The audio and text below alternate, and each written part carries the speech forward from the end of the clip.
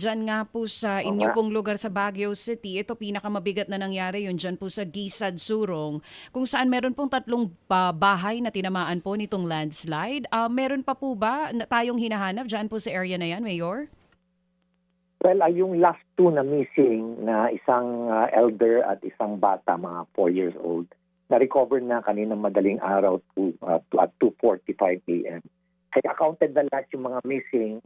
So latest count is 12 yung survivors natin at yung fatalities natin 10 naman.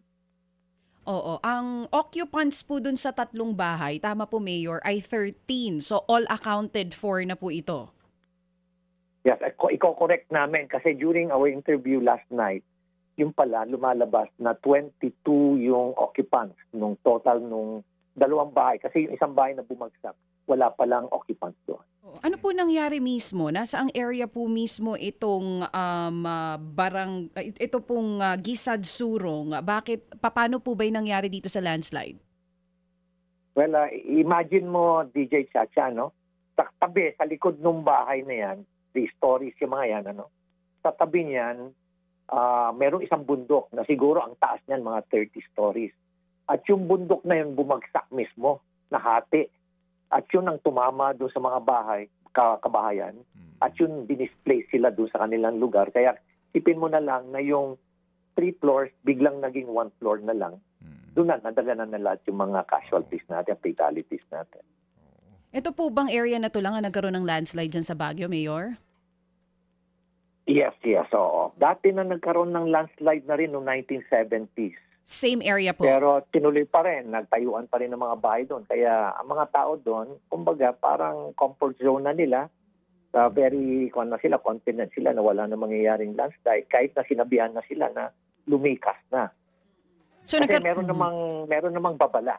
Oo, nagkaroon ng early warning po din sa area. Yes, oo. Kaya lang, sabi nung mother na nakausap ko, yung anak nga niya namatay, yung 4-year-old kanina umaga na recover. Siya mismo nagsabi, alam mo, Mayor, mismong nasabihan na kami na mag-evacuate na. Pati mga anak ko, sinabihan ako mag-evacuate. Kaya lang matigas yung ulo namin. Sabi.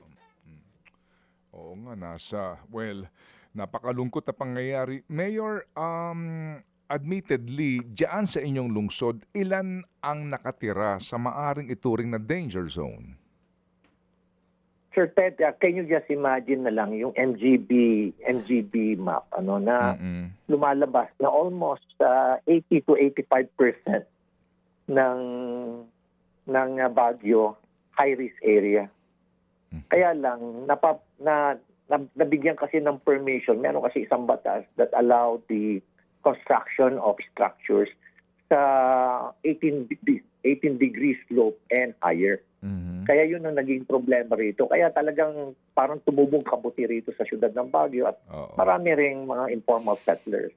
Mga kapatid, patuloy po kayong tumutok sa 105.9 True FM para sa totoong balita, impormasyon, music and entertainment. Mag-subscribe sa aming YouTube channel at podcast at sundan nyo kami sa Facebook, Instagram, X at TikTok sa True Network PH. Bisitahin din po ang aming official website, truefm.ph.